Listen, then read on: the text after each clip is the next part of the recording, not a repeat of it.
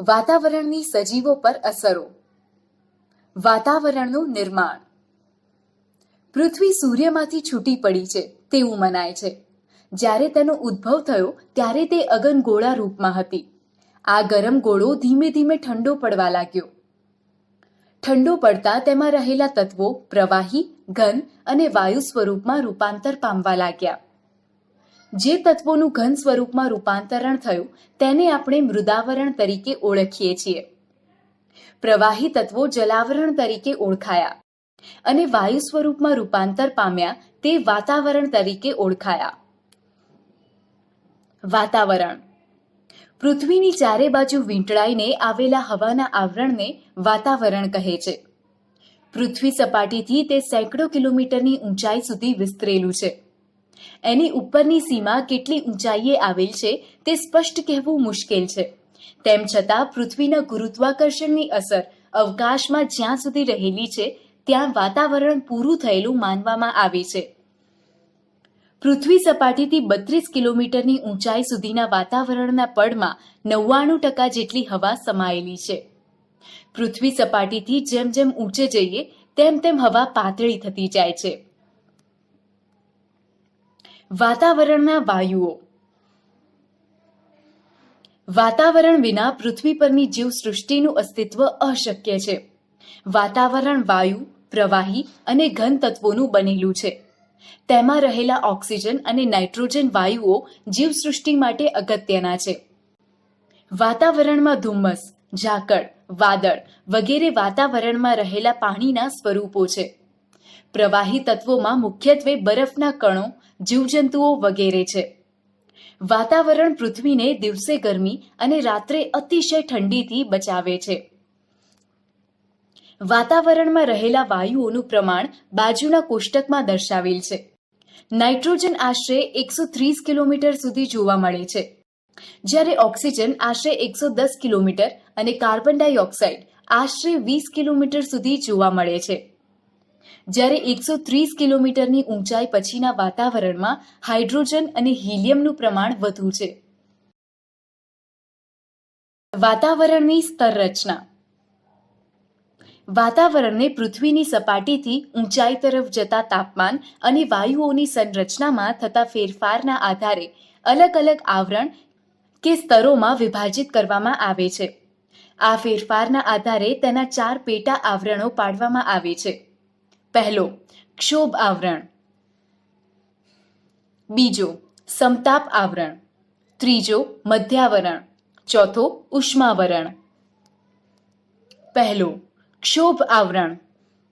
પૃથ્વીને વીંટળાઈને આવેલા વાતાવરણના પ્રથમ આવરણને ક્ષોભ આવરણ કહે છે.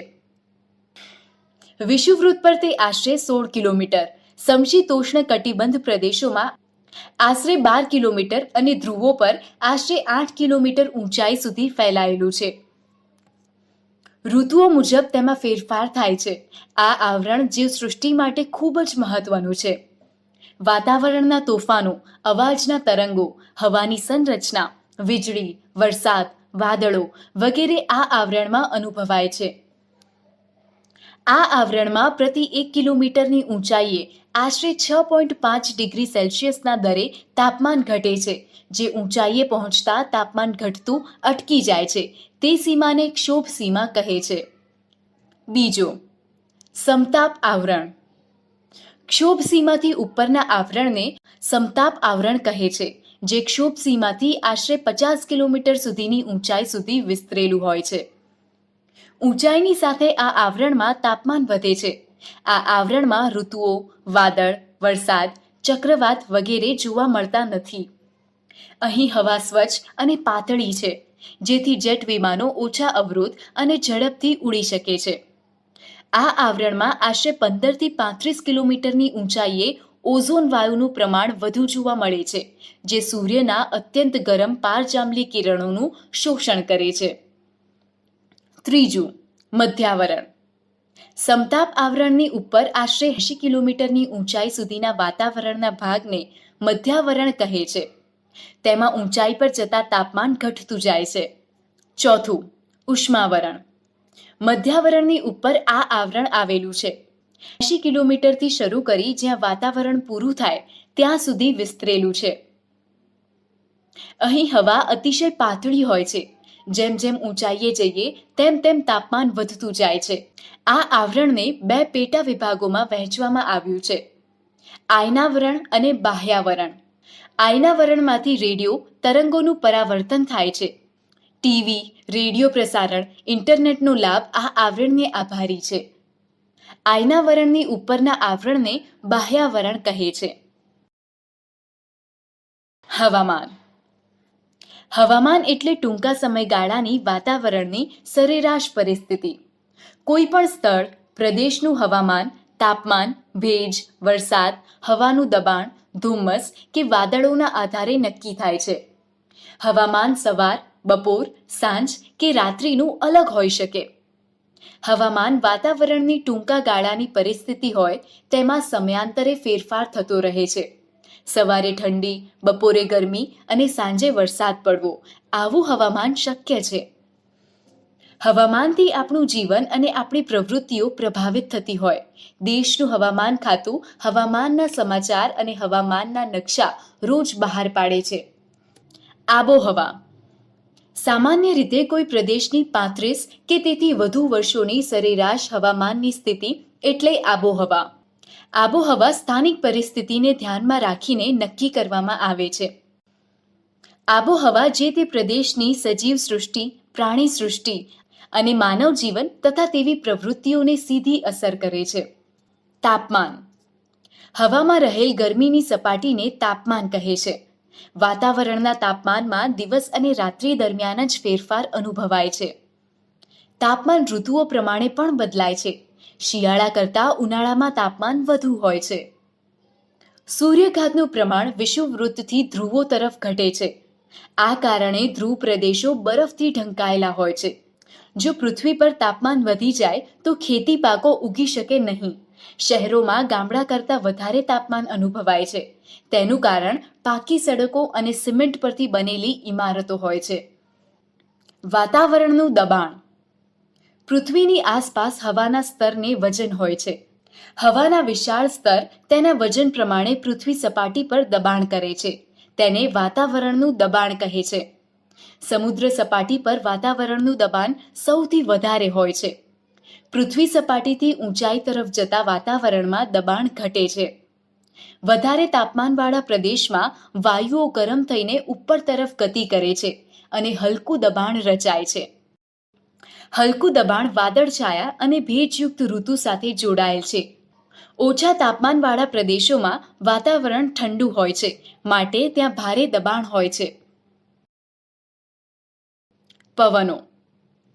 પૃથ્વીની આજુબાજુ વીંટળાઈને આવેલી ગતિશીલ હવાને પવન કહે છે.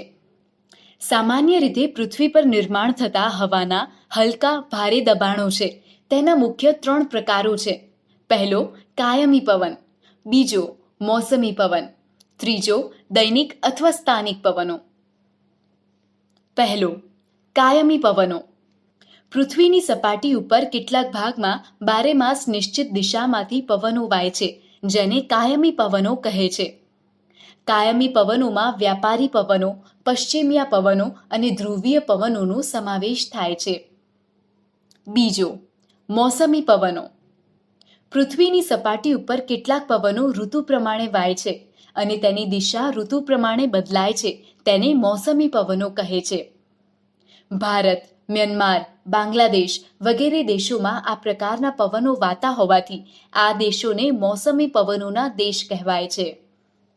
ઉનાળામાં નૈઋત્યના પવનો અને શિયાળામાં ઈશાન ખૂણેથી વાતા પવનો આ પ્રકારના પવનના ઉદાહરણ છે. ત્રીજો, દૈનિક અથવા સ્થાનિક પવનો. પૃથ્વીની સપાટી ઉપર કેટલાક પ્રદેશમાં ટૂંકા સમય માટે હવાના દબાણમાં થતા ફેરફારના કારણે ઉદ્ભવતા પવનોને દૈનિક કે સ્થાનિક પવન કહે છે. સ્થાનિક પવનોના ઉદાહરણ તરીકે દરિયાઈ જમીનની લહેરો, પર્વત અને ખીણની લહેરો, લૂ અને શીતલહેર વગેરે છે. ભેજ. સમુદ્રો અને જળાશયોમાંથી પાણીનું બાષ્પીભવન થતાં તેનું વરાળમાં રૂપાંતર થાય છે. તેને ભેજ કહે છે. ભેજ પૃથ્વી સપાટીથી બાષ્પીભવનની પ્રક્રિયા દ્વારા વાતાવરણમાં ઉમેરાય છે. વાતાવરણમાં રહેલા ભેજ ઘનીભવનની પ્રક્રિયા દ્વારા વાદળો બની વરસાદ સ્વરૂપે પૃથ્વી સપાટીને પુનઃ પ્રાપ્ત થાય છે. આબોહવા અને માનવ જીવન. કોઈ પણ પ્રદેશની આબોહવાની અસર ખોરાક, પોશાક, રહેઠાણ વગેરે પર ગાઢ રીતે જોવા મળે છે. વધુ વરસાદવાળા પ્રદેશમાં ઘરના છાપરા તીવ્ર ઢોળાવવાળા હોય છે, જ્યારે ઓછા વરસાદવાળા પ્રદેશોમાં મકાનો ઓછા ઢોળાવવાળા સપાટ છાપરાવાળા જોવા મળે છે. જે તે પ્રદેશમાં થતા ખેતી પાકો તે પ્રદેશના લોકોના ખોરાકમાં મોટા ભાગે લેવાતા હોય છે. દાખલા તરીકે, મેદાની પ્રદેશના લોકોના ખોરાકમાં ઘઉં અને પર્વતીય ક્ષેત્રના લોકોના ખોરાકમાં મકાઈ લેવાય છે. જે પ્રદેશમાં ઠંડી વધારે પડે છે ત્યાં લોકો આખું શરીર ઢંકાય તેવા ગરમ ઊની વસ્ત્રોનો ઉપયોગ કરે છે. દાખલા તરીકે, લદ્દાખના લોકો. ગરમ આબોહવા ધરાવતા પ્રદેશના લોકો સૂતરા અને ખુલ્લા વસ્ત્રો પહેરે છે. દાખલા તરીકે, દક્ષિણ ભારતના લોકો.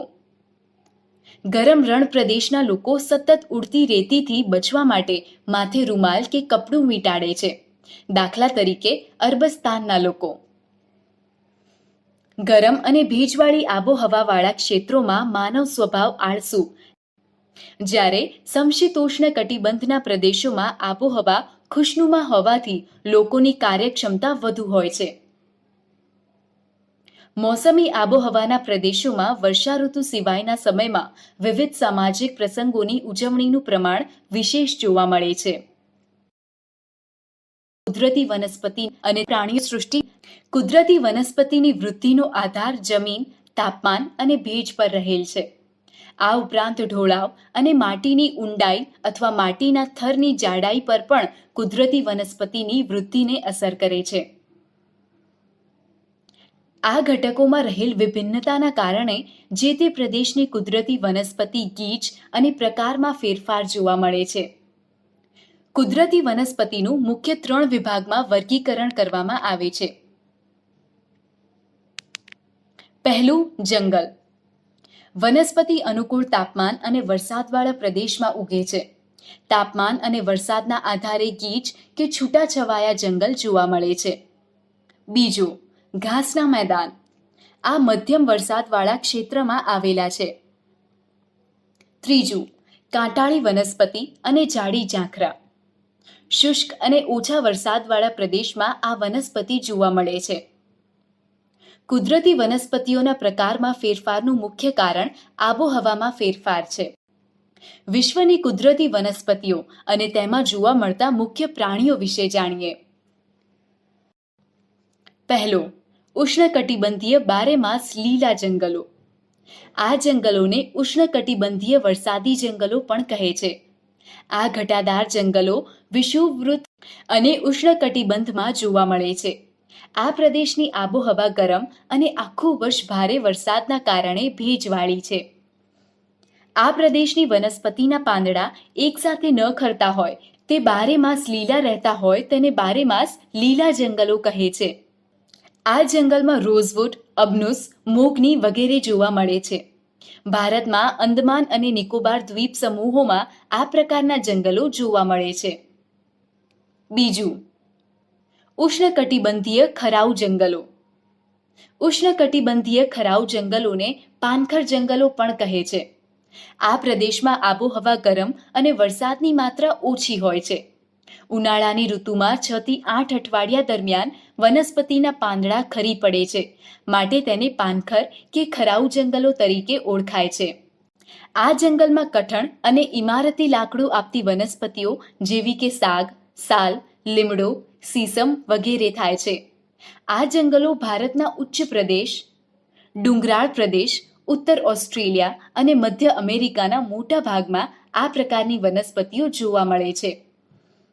આ જંગલોમાં વાઘ, એશિયાઈ સિંહ, હાથી, સોનેરી વાંદરા, માકડા વગેરે પ્રાણીઓ જોવા મળે છે. આ પ્રદેશમાં મોર, બાજ, પોપટ, કાબર, કબૂતર, મેના વગેરે પક્ષીઓ મોટી સંખ્યામાં જોવા મળે છે. ત્રીજું, સમશીતોષ્ણ બારેમાસ લીલા જંગલો. આ પ્રદેશનું તાપમાન સમ અને વરસાદ વધારે પ્રમાણમાં પડતો હોય છે. આ પ્રદેશમાં બારેમાસ લીલા જંગલો જોવા મળે છે. આ જંગલો દક્ષિણ પૂર્વ અમેરિકા, દક્ષિણ ચીન અને દક્ષિણ પૂર્વ બ્રાઝિલમાં તેમજ ભારતના ઉત્તર પૂર્વ પર્વતીય પ્રદેશમાં આ જંગલો જોવા મળે છે. આ જંગલમાં વાંસ, ચીડ અને નીલગિરી જેવી મુખ્ય વનસ્પતિઓ થાય છે. આ જંગલોમાં હાથી, એકશિંગી ગેંડો વગેરે પ્રાણીઓ જોવા મળે છે. ચોથું, સમશીતોષ્ણ ખરાઉ જંગલો. આ જંગલો કર્કવૃત્તની ઉત્તર અને મકરવૃત્તની દક્ષિણ બાજુના પ્રદેશોમાં જોવા મળે છે. આ જંગલો ઉત્તર પૂર્વ અમેરિકા, ચીન, ન્યૂઝીલેન્ડ, ચીલી અને પશ્ચિમ યુરોપ તેમજ ઉત્તર ભારતમાં પણ જોવા મળે છે. આ જંગલમાં ઓક, મેપલ જેવી મુખ્ય વનસ્પતિઓ જોવા મળે છે. આ જંગલોમાં હરણ, શિયાળ, વરુ જેવા પ્રાણીઓ જોવા મળે છે. પાંચમું, ભૂમધ્ય સાગરના જંગલો. આ જંગલો ભૂમધ્ય સાગર નજીકના પ્રદેશમાં જોવા મળે છે, જે મોટા ભાગનો યુરોપ, આફ્રિકા, એશિયા ખંડમાં જોવા મળે છે. આ પ્રદેશની આબોહવા ઉનાળામાં ગરમ શુષ્ક, શિયાળામાં ઠંડી અને ભેજવાળી હોય છે. આ પ્રદેશમાં ખટાશવાળા ફળોની વનસ્પતિ સંતરા, અંજીર, ઓલિવ, દ્રાક્ષ વગેરે મુખ્ય જોવા મળે છે. છઠ્ઠું, શીત આબોહવા ધરાવતા પ્રદેશો આશરે 50 ડિગ્રી ઉત્તરથી 70 ડિગ્રી ઉત્તર અક્ષાંશનો પ્રદેશ તેમજ ઊંચા પર્વતીય પ્રદેશોમાં આ જંગલો જોવા મળે છે.